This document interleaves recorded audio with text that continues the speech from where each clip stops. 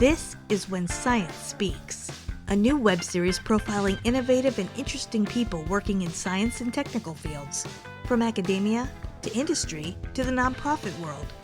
We explore how to be a powerhouse advocate for science and your research, how to advance your career in meaningful ways that make you happy, and how to push back on the ongoing assault on science and other related issues of interest happening in the world.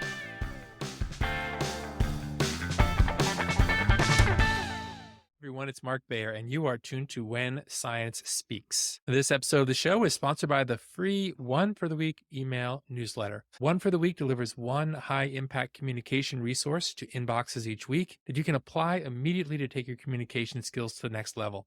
Want one piece of communication and persuasion insight you can put to use right away to get your voice heard, to more effectively lead your team, or to advance your organization's priorities? Join the more than 800 subscribers of the One for the Week newsletter by going to onefortheweek.com to subscribe. That's One for the Week, O-N-E for the week.com. One for the Week. I am so pleased to welcome this week's guest to the show. Alaina G. Levine is a professional speaker, STEM career coach, corporate comedian, and author of 2 books, Networking for Nerds and Create Your Unicorn Career, which is forthcoming maybe in 2024. We'll talk a little bit more about that. Alaina is a TEDx and keynote speaker. She's delivered over 850 speeches and webinars for clients in 15 nations. Her articles have appeared in many publications, including Science, Nature, Scientific American, and Smithsonian, among others. Alaina's Your Unicorn Career appeared in Science magazine until 2022 regularly, and all the columns are still available online, so you can still check those out in Science magazine. Alaina studied at the American University in Cairo as a U.S. Department of Defense Boren Fellow, holds bachelor's degree in mathematics and anthropology from the University of Arizona, where she played competitive billiards under her moniker, Lady Dynamite. We are going to get to that and ask Alaina all about her Lady Dynamite days, among other things. Alaina, wonderful to have you here. Thanks for being on the show. Mark, I'm super excited to be here. I've admired your podcast for so long, and it's thrilling to be able to collaborate with you on this day. We're going to start by asking you, what were you like growing up? What interested you? What were you into? Because you have these diverse interests. Mathematics and anthropology doesn't quite go together like peanut butter and jelly, or maybe it does from your perspective, and we'll talk about that. But let's start at the beginning. What was young Alaina like? I was always interested in so many different things, just a diverse amount of different topics, different fields, different games. I was constantly reading. I was often reading multiple books at the same time. But if you had to look through my career and through my life, there were always 4 threads that were woven through every corner, every moment, every nanosecond of my life. And so thread number 1 was absolutely STEM. Always loved science, technology, engineering, and math. One of the first pictures of me when I was a kid in diapers is me playing with a little toy that is a mathematical puzzle. So I've always loved these areas, always wanted to be in part and be a part of the STEM ecosystem. Number 2, I have been always transfixed by performing arts. So I have been on the stage since I was 5, actually before that, but that's another story for another podcast interview. Good. When I was 5 years old, I played Annie in the community theater in my neighborhood, and I've been on the stage since then. So I've always been interested in acting and singing and dancing and comedy. So that has been something that also called me. But I also loved business. Just commerce was something that I was compelled to be a part of.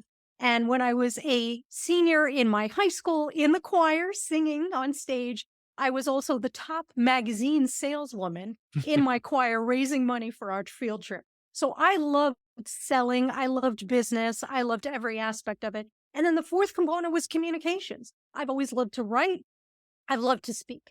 So what I was able to think about in building my life and building my career is how can I nurture all 4 of those threads? How can I weave all 4 of those threads into the sweater that is my existence? But really, if it came down to what I was like as a kid, is I was involved in so many different things. I never stopped. I always had activities that I was involved in.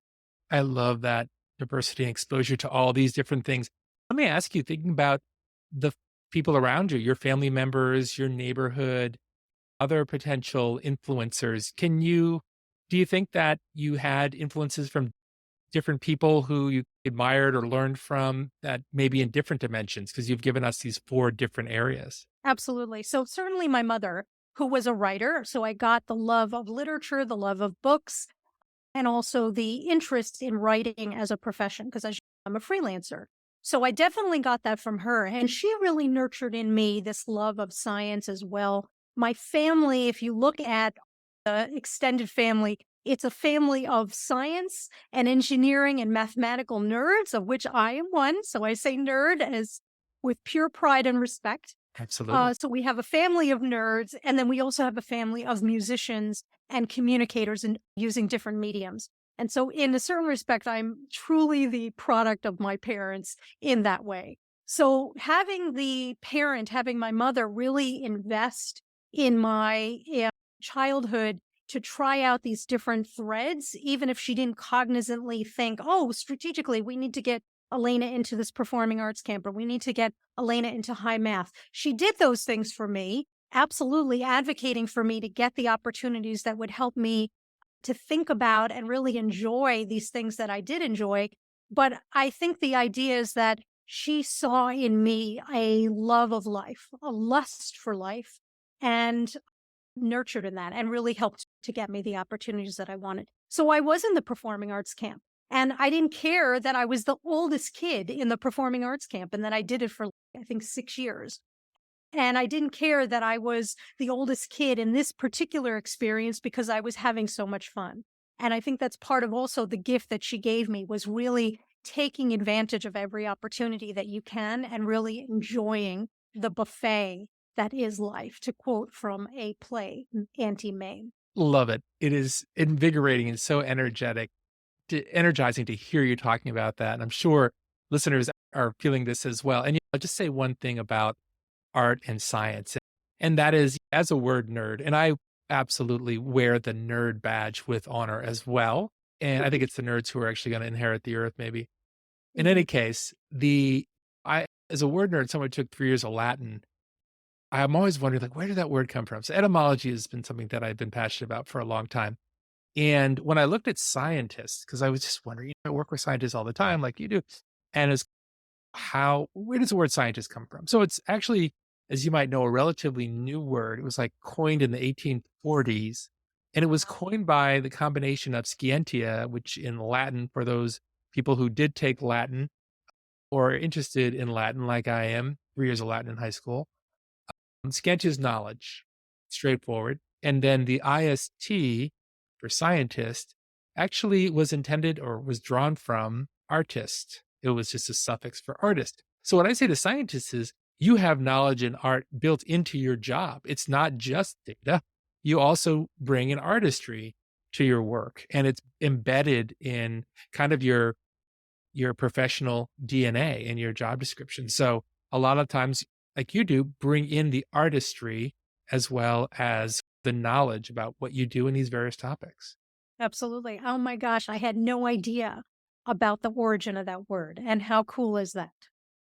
It is cool. And you embody it. And we're going to talk about that next because you majored in math and anthropology from the University of Arizona, as I mentioned in the intro.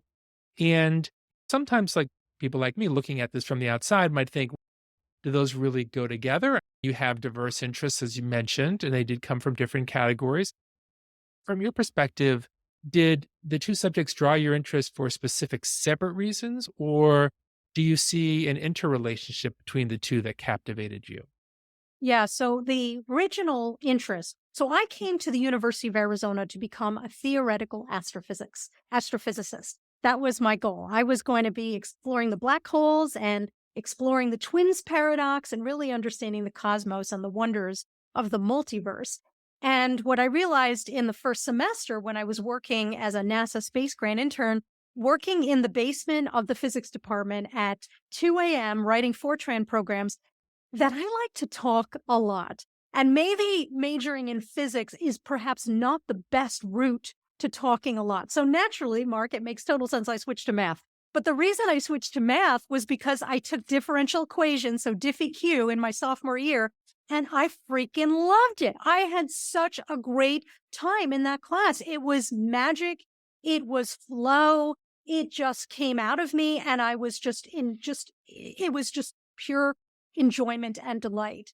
And so what I realized was that with mathematics, what I really loved was essentially the nakedness of the numbers and the equations. I didn't need to have it connected to physics. And I still love physics, by the way, and I work with physicists all the time. But it was mathematics that captivated me, and it made total sense. I was absolutely able to do math and enjoy it. So that was how I found my way to mathematics, and I've never regretted that decision. It was one of the best ones I've ever made. The anthropology, I was always interested too, because after all, like many kids, I was going to be Indiana Alaina. That's who I was going to be. I had seen all the Indiana Jones movies. I was transfixed. I was excited. I wanted to find the X on the ground that marks the treasure.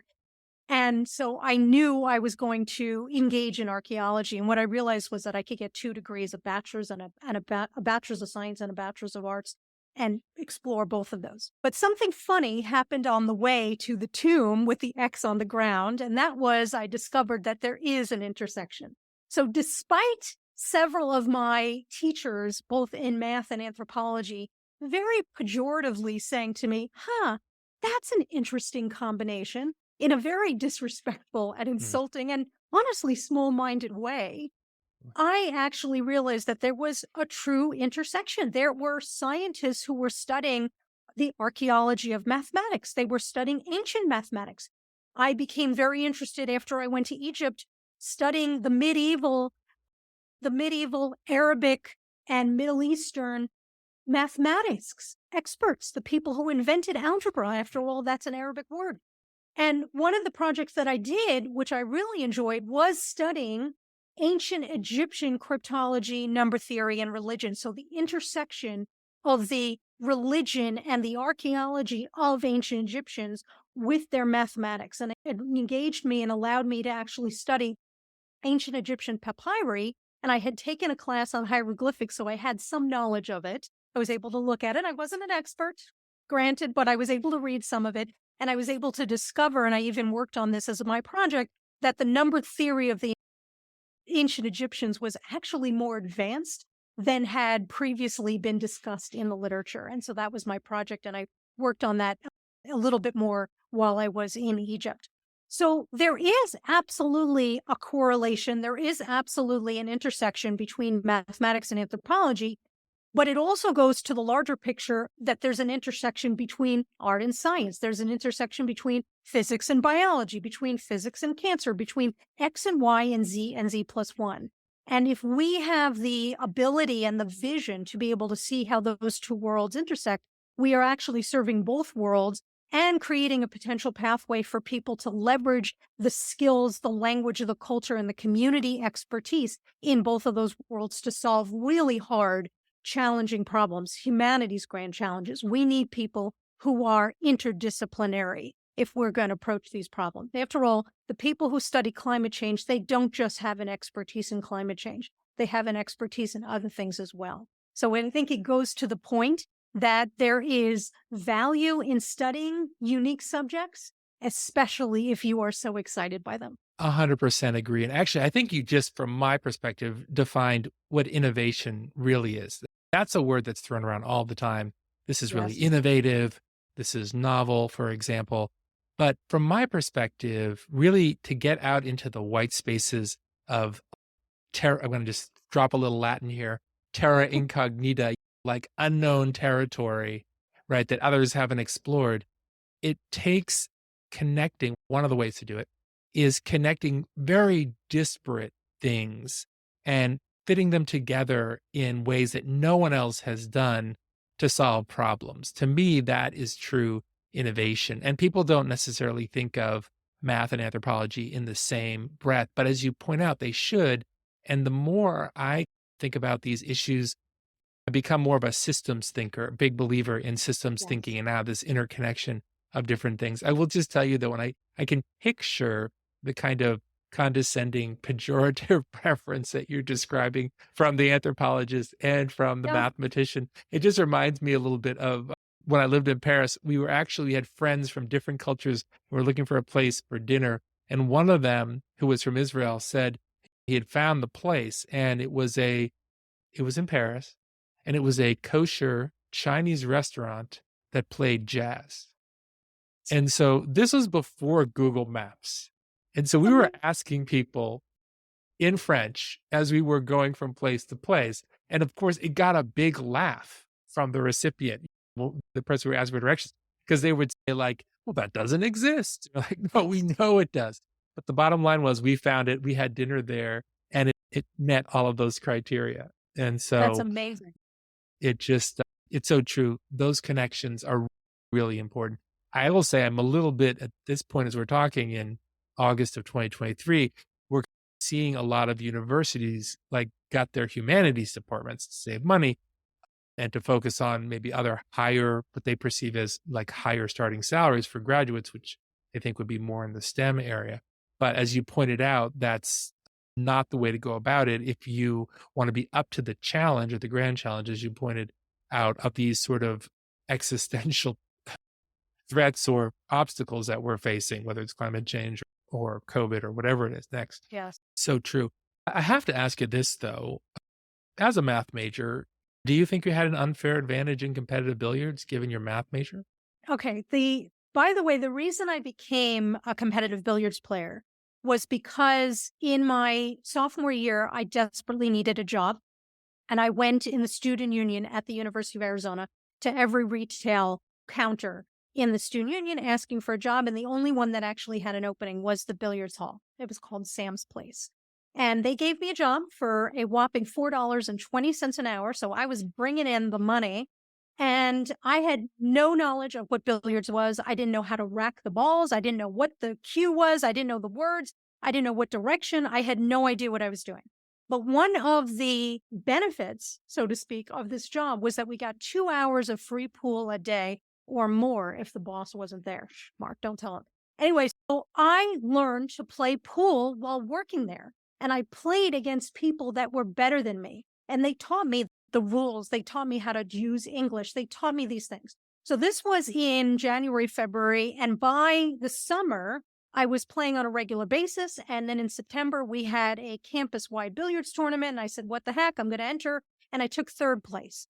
And I was like, wait a second. And that's how I got my nickname, because the person who was the organizer of that was a competitor billiards player. He went around the country working with universities. He said, you are Lady Dynamite. And it just stuck. It just stuck. I loved it. So so I didn't know anything about it. I was learning it. And then over the next couple of years, I continued to improve my skills. I started representing the university at national tournaments. And a couple of years later, I played that competition again. And I wiped the floor with the girl who had beat me because we were still doing it by gender. And I took first place. And that was how I became a first place billiards tournament winner. What the math gave me was it contributed to my courage. So I really believe that people who study the STEM fields in particular have a unique advantage in navigating the world and solving any type of problem. And that is that when you are in STEM, you are naturally trained to look into the void, measure it, and try and understand it.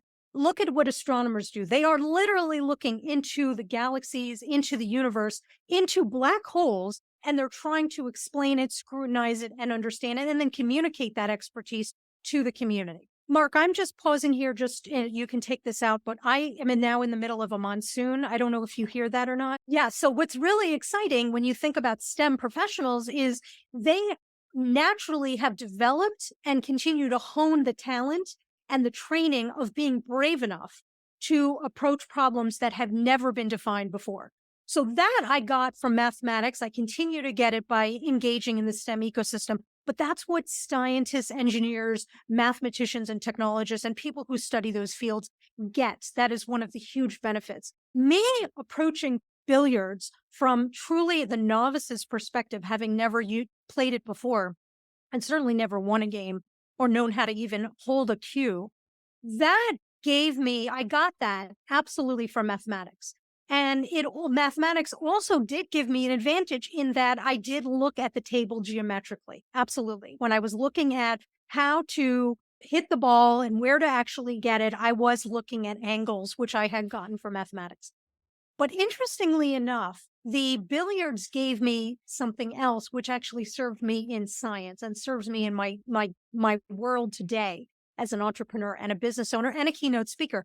And that it gave me the ability to know that if I put my mind to something, even if I came in it not at a neutral level, but way below a neutral level, not even knowing what the heck I was doing, that if I worked hard enough, I could actually build up the skills to be able to have an impact in this community. And so I draw on that success that I had from billiards.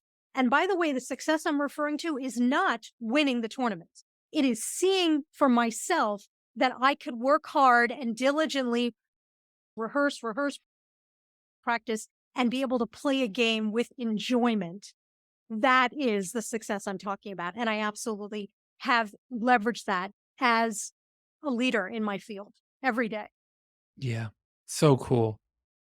Really cool. I can picture you working your way around the table, looking at the angles, having this courage and also the confidence that you pointed out because you had worked so hard. And that growth mindset is really inspiring. It's something that we all should have. I want to move now. Early in your career, Alaina, you were director of communications for the physics department at the University Yes. of Arizona. And you were at that point immersed in getting the word and imagery and sound out when it came to all things physics within the department. And you were really successful at that, resulting in huge jumps of positive press coverage, customer recruitment. All the standard metrics were off the charts as a result of your work. How did you make physics come alive for general audiences? And maybe as part of that, think about whether you have any go-to principles or approaches for translating complexities and abstractions in ways that non-scientists comprehend and also find fascinating. So, first of all, it came from a true love. Like, physics is my BFF. Physics is my partner. There is no doubt about that. And I always say physics in particular is like the Godfather. Once you're in, you can't get out, but you don't want to leave. Freaking rules. It's super exciting. It's the language and the components of the universe.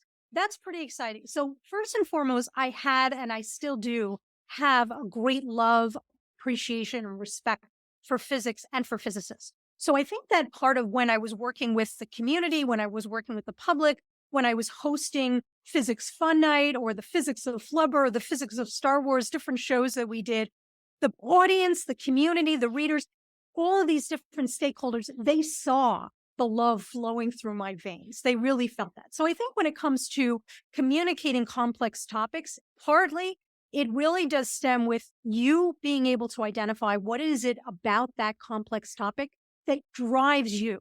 Because after all, you could have chosen any career, any job, any organization to work with or for, but for some reason you chose the STEM ecosystem, you chose this university, you chose this association, whatever it happens to be. Why? What drove you? So tap into that love, because the joy factor is such an important way of connecting you with your audience, your customers, your community, whatever it is. People really respond to the humanity and the joy that you bring. So that was number one. Number two, because I did have a joy and respect for it, I wanted to dig a little bit deeper and I wanted to help my community experience that joy and understand that physics and mathematics and STEM more broadly are absolutely accessible. They are reachable, they are touchable, they are engageable by anybody in this community. And I do mean anybody.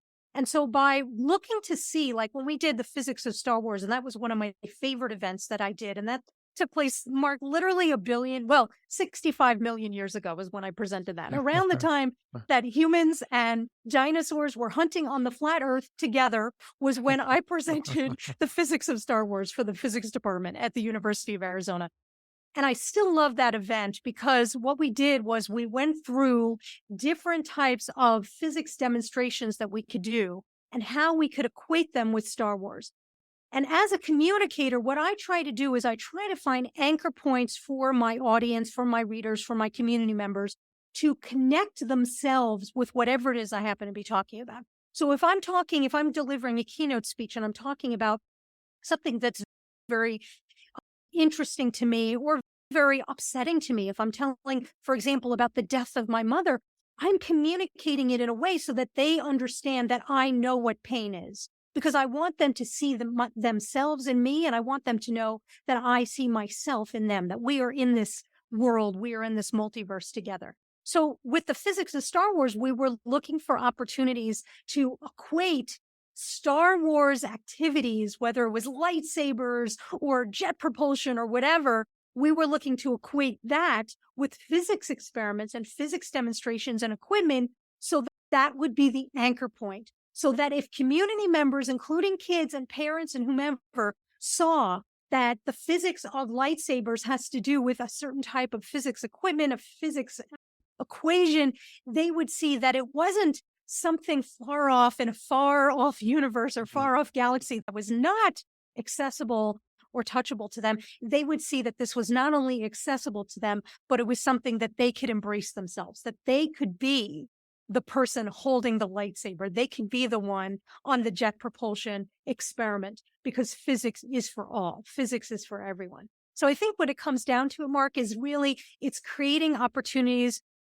to be honest with you, for science to speak to everyone, for science to be a partner, for science to be a BF to anyone who wants to explore it. And that's part of what my job was in the physics department, was creating those bridges, creating those anchor points. And that's what I continue to do. And I know you do the same. Yes. And this is why I had to have you on the show, not because this conversation is just so rich. I want to pull out a few things you said. First of all, Star Wars, relatable. So relatable issue, right? And then you're going to find people who get excited, are interested in lightsabers. And then you can say, here's some of the physics behind it. So you're starting with something that's really relatable. You also talked about emotion, joy. And so many times the folks that we work with all the time, it's focused on logic and data, spreadsheets and results. And it's designed to be emotion led. I understand why that works, and it actually has to be the case in certain environments. Our focus is really on general audiences and communicating this to general audiences. And general audiences want to feel your energy. And what I like to say is give energy, get engagement. And there's a little bit of this reciprocity reflex that's built into us. It's very it's one of the more powerful persuasive principles, right? I might give you a little free trial or free something or other, and you almost feel instinctively like you have to give something back. And so you giving this engagement, this energy, which of course is so genuine and authentic, just by listening to you and watching you and seeing how you're conveying this. It's like, how can you not be just ready to dive into it? And that is just so wonderful and inspiring, contrasted with my junior year physics teacher, who, as a department head, told us the first day he was going to put a big fat C in the middle of our transcript. And because he knew we were all applying to the fancy schools. And so that was his goal. What a pleasant going in. Yeah, exactly. And so inspiring. I wish I had you as my physics teacher. I probably would be a PhD in physics right now, because of the way you're able to motivate and share, and that emotion, which is such a motivator for us, and connection and connecting on a human level, which is something that you talked about as well. And Mark, the thing is that I am not an algo or a robot. I am Alaina, and Alaina is a human. And you, Mark, are also a human. And most of the people in my audience, not all, but almost 98% of the people in my audience are also humans. So why not experience the joy? Why not use joy as our guide for thinking about our careers, for thinking about how we pursue and navigate life? That can be something that really resonates with people. And to be clear, like I said earlier, when I speak, like when I'm doing keynotes, and I do talk about the death of my mother, I've written about it as well. There's nothing that's sad. That's very tragic. But by sharing the feelings that I have about that, the emotions, and how challenging it was removing myself or healing myself from the mourning, from the death and the experience of that, what I'm trying to do is help people know, I'm a human. I feel, I have emotions. I can't strip those away. They will always be part of what I do. And you, as the audience member, I'm going to honor your emotions too, because I know you have these same emotions. And we can come together and we can help solve problems for each other because we're part of a community. We can work together just to look at humanity's grand challenges or even figure out which cupcake today we're going to eat together because we are celebrating and honoring our humanity. And I think too often in STEM, our advisors, our PIs, they do take this attitude of STEM is so serious. Oh, we can't laugh in science class. And I don't agree with that. I think Einstein laughed. Why can't we all laugh? There is joy and there's humor to be extracted in every situation, just as much as other types of emotions, too. Absolutely. And if the story is, I don't know if it's apocryphal or not, but this kind of dynamic is often cited as the reason why Carl Sagan didn't get tenure at Harvard was because he Mm. wasn't serious enough. Of course, he ended up at Cornell, which is my alma mater. So not a bad, not a bad place to end up. But it was because he was making it more accessible and brought Yeah, in emotion.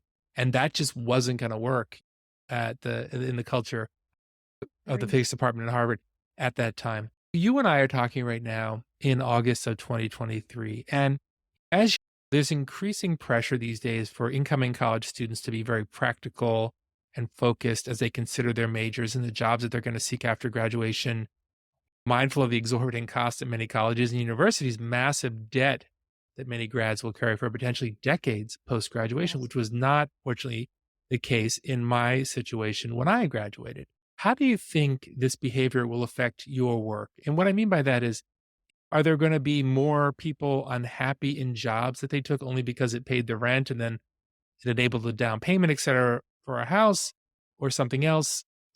But maybe they come to realize that their passion really wasn't in that law firm job to get kind of use a stereotype. It was doing something else, but they felt that they had to do that because they had to be practical and they had to aim for a career that they thought was going to be able to pay the bills. Yeah.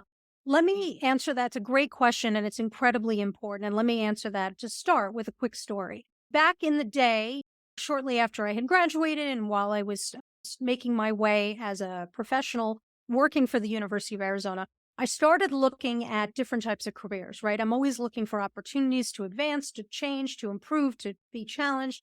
And I started looking at management consulting companies. And I thought, oh my gosh, this is like the perfect job for me. I got a math major. I got an anthropology major. I studied abroad in Cairo. I know Arabic. I know communications. This is the place for me. And I applied for jobs at some of the most prestigious management consulting companies, and I wasn't getting any interviews. And typically, when you're in the job getting process in the pipeline, there's two inflection points where you can take data to help to know whether or not there's something you can do different, better, or more, as my counselor Bobby Real says. And that first inflection point is the conversion rate between applications for jobs to interviews. How many interviews am I actually getting? And if it's less than 50%, generally, there is most likely something that I can do to improve my marketing, how I'm actually communicating my value in the application process. So I knew this, so I started looking at my application. But to do that, to improve it, I went and did more research. And there was a particular management consulting company, one that we all know. And I looked at their website and I read they actually had on their human resources pages blogs written by first year associates to give the applicants a day in the life type of situation. And so it talked about what the first year associates at this company were going to be doing. And it described, oh, it was so exciting. We met in the middle of the Oklahoma or the United States in this little teeny tiny town, and we were trying to optimize this company. And it was so cool. We were working 18-hour days together. It was so fun to get pizza delivered at 3 a.m. in the hotel room that we were all sharing. And how fun was this? And all I could think of, Mark, was, OMG, if that was my career, I would be so upset. Alaina needs her downtime. I need to be able to watch The Simpsons by myself in en masse, like for like hours after a conference or a big project or something like that. I need to be able to exercise. I'm a runner.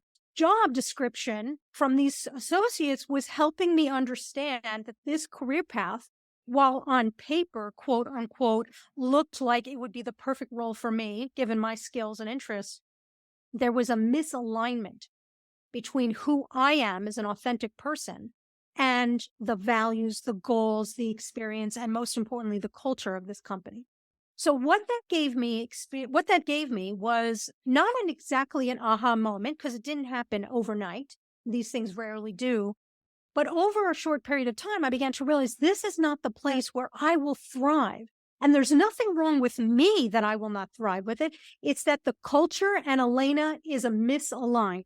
And what I need to do is find alignment. I need to find places where I, Alaina, can bring my whole self, my full self, my authentic self, and honor myself in doing so. Because when I am able to find that alignment, then I will be my most productive, my most creative, and I will get my most enjoyment. And that will give me new ideas as to how I can add value and provide new opportunities for my customers, my employer, my community, and so forth.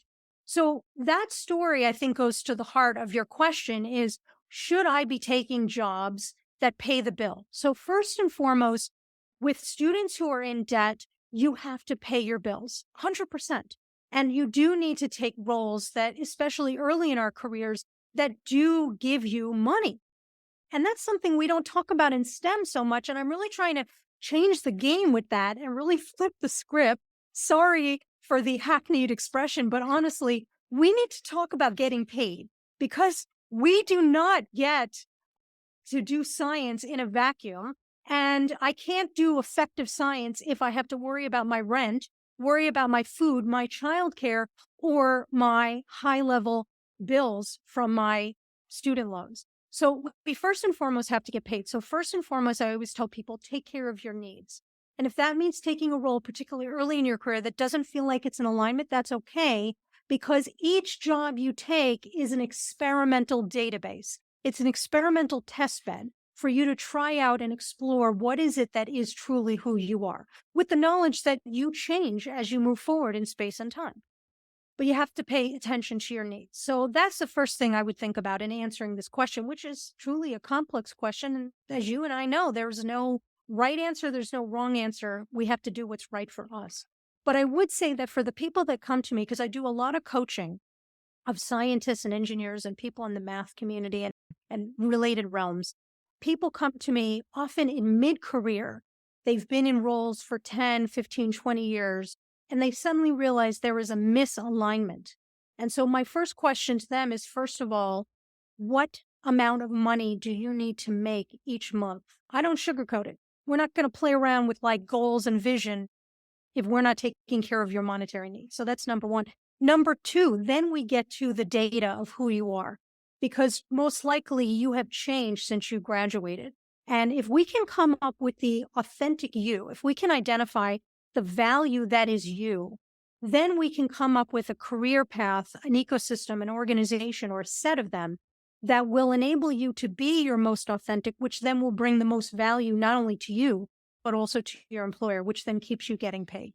So that's the way I look at this problem. Mhm. Yeah. So practical, but also infused with emotion. What makes you happy and fulfilled Absolutely. after we Ab- take care of your needs? Because you can't be happy and fulfilled if you're going to get evicted month to month. You're wondering, living paycheck to No, paycheck. not at all. But Yep. the thing is, Mark, is that particularly as we get older, as we age, and we're now getting access to more data, not only about different ecosystems, but more data about ourselves, again, being mindful of the feedback loop. You and I, we are complex systems moving forward in space and time, which in and of itself is a complex system. And as we engage the system, it changes us and we change the system. So we are cognizant of mining the data from that feedback loop and recognizing that since we change moment to moment, that means that our unicorn career, the customized career that brings us joy, meaning, and money, can also change from moment to moment. So we can collect the data about ourselves. We can start to think about more strategically what would be the right unicorn career for us. And when we are in a unicorn career and or a unicorn job, we will be our most productive, which means we will maintain our employment. Because when you are not aligned, that means that you are not able to be your best self and to leverage your best skills, your best talents. And so we're trying to actually create and find that alignment. Spoken like a true astrophysicist. I love it. Thank you. You touched on some of these things, Elena, but I also want to give you another opportunity maybe to think about this question, which is, what do you find typically holds people back from pursuing their unicorn careers? We did talk about you raise right away. There's also a financial and a dollars and cents and a practical thing that needs to be item or threshold that needs to be addressed, and then how you help them overcome these blockers. Yeah. So let me give another story, right? Early in my days as a college student, I started exploring being a rock climber. And I was going with somebody at the time who was a rock climber. So I started getting interested in rock climbing. What I noticed when I rock climbed was that I was scared out of my mind rock climbing. And as a result, I would not take the best handheld, like I wouldn't be moving the most effectively, the most safely, because I was constantly thinking of my own fear. What I began to realize was that rock climbing is not for me. That is not a thing I should be pursuing. So I was able to put that away and do other things, hiking, running. And now I'm getting interested in trail running. And I was recently talking to a trail running friend of mine, and I said, I'd love to be in rock climbing. I'd love to be a rock climber, but I actually don't like to climb rocks. So I'm not going to do it. And this goes to what holds us back. We have an aspiration, oftentimes, of being X. We want to be X. And we have this view of being X and having the benefits of being X. But what we don't realize is that X is not right for us. Like I always thought I wanted to be an actress, a Hollywood star. And I've been on the stage, as I mentioned, all my life. What I realized later on in my life is that I don't want to act. The reason I love speaking so much, Mark, is because I get to be myself on stage. I don't want to pretend to be somebody else. I want to be Alaina 100% of the time. So just like with the rock climbing, I realized, wait a second, I don't want to be a rock climber, so I'm not going to climb rocks. It's not for me. I don't want to be an actor, so I'm not going to act. I'm going to be myself.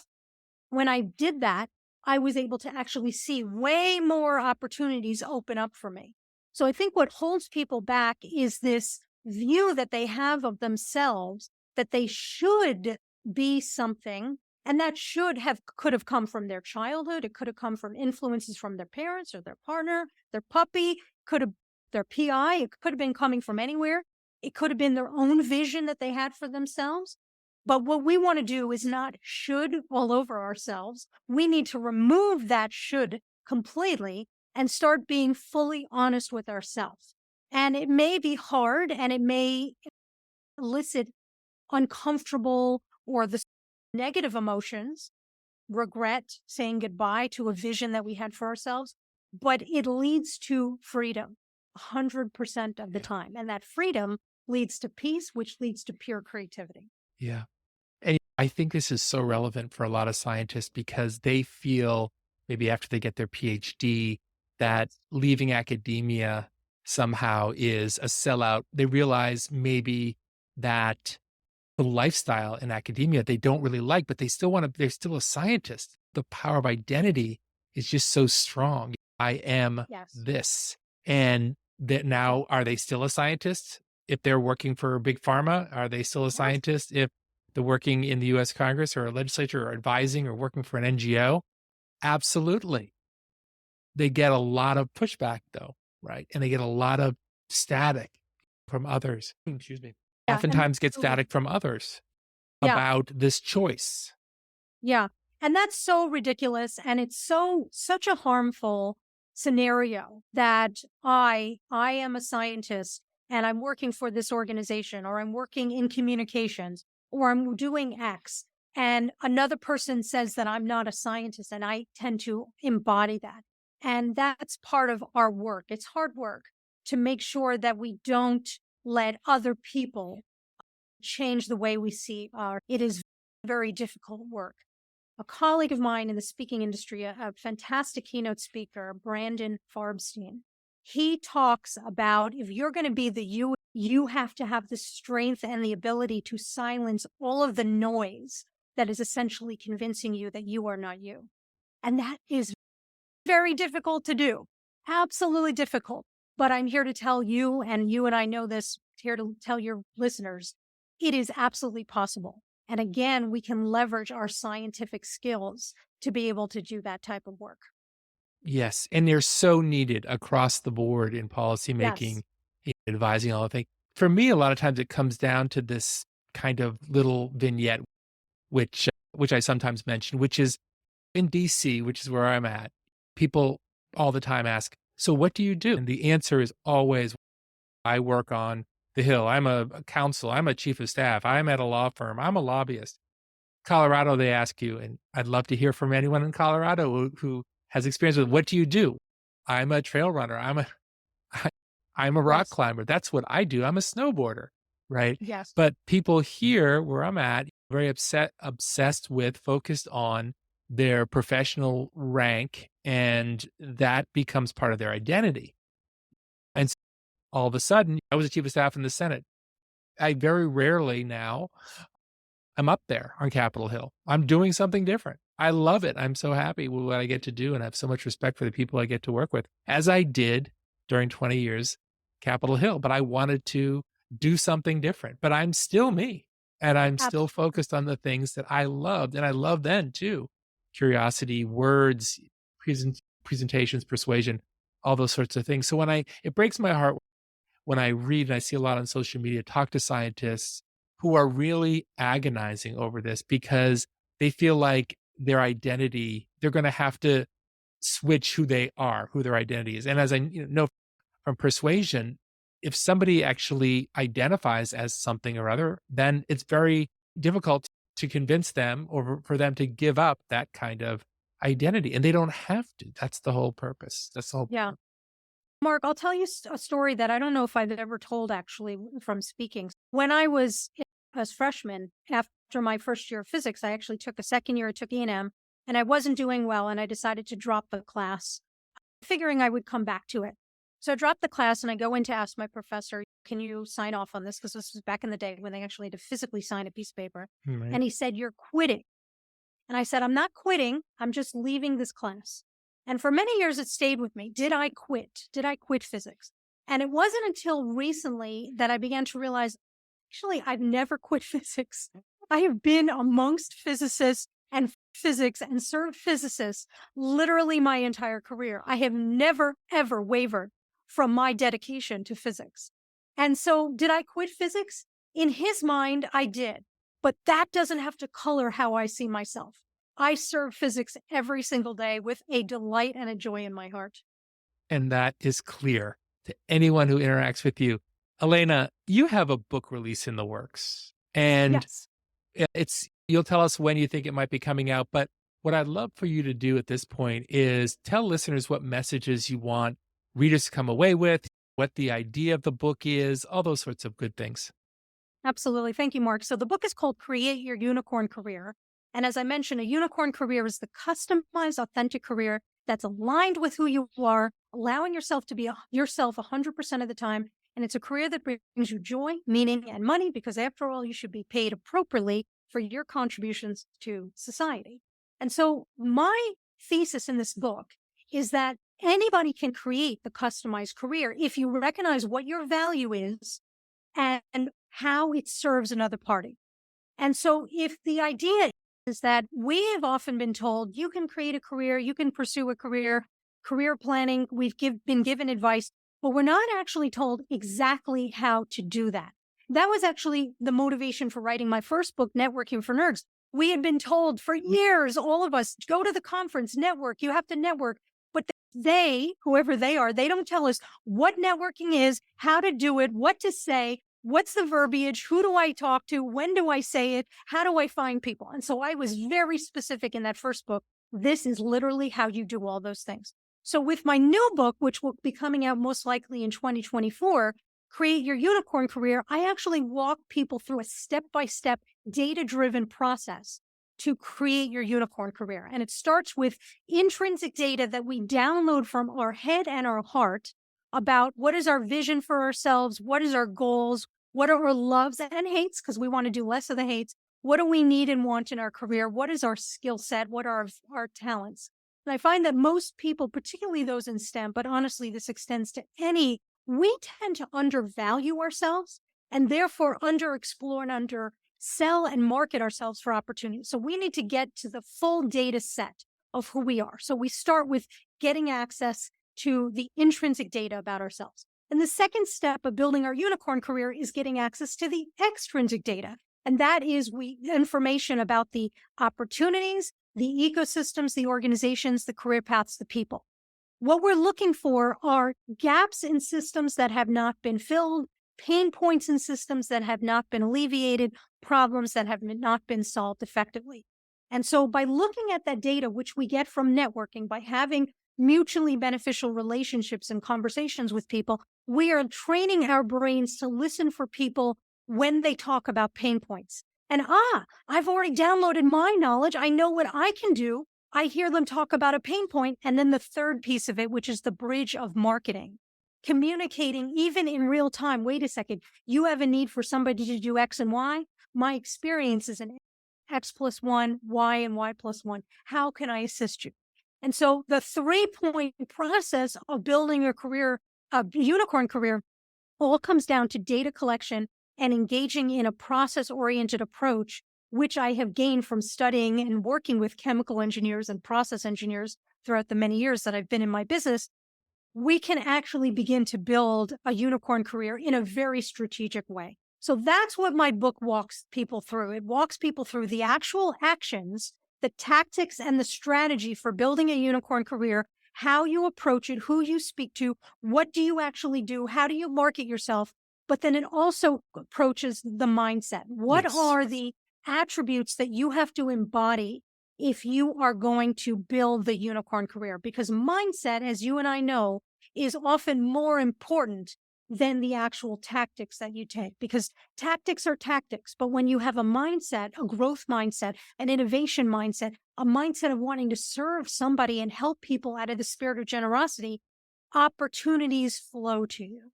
And so we have to have that mindset. So that's how the book is going to be organized. And I'm very excited to be able to launch it next year.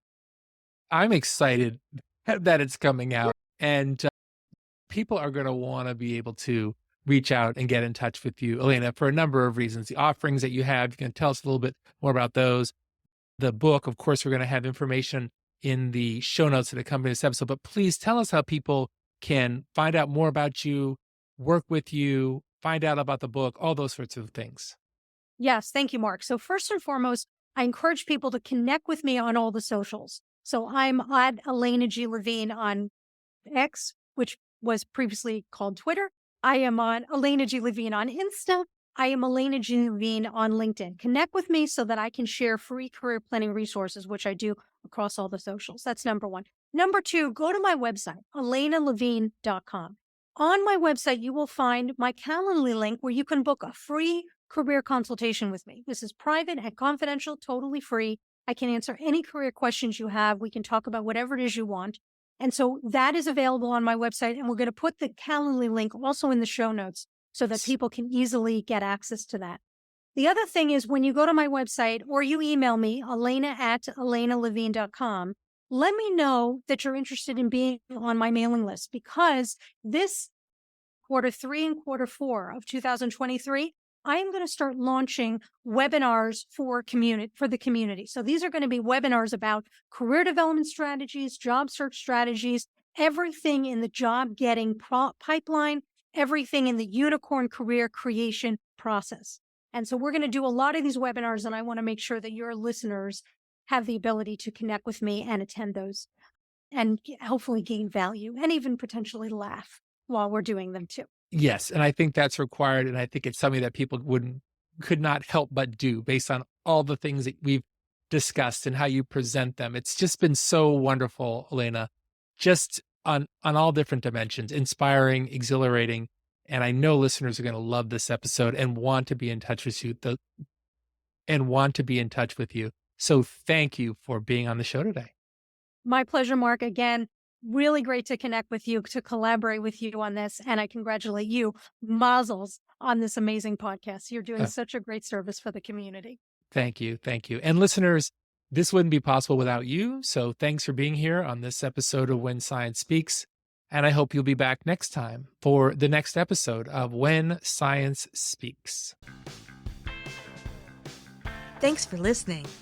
Be sure to click subscribe. Check us out on the web at whensciencespeaks.com, and we'll see you next time.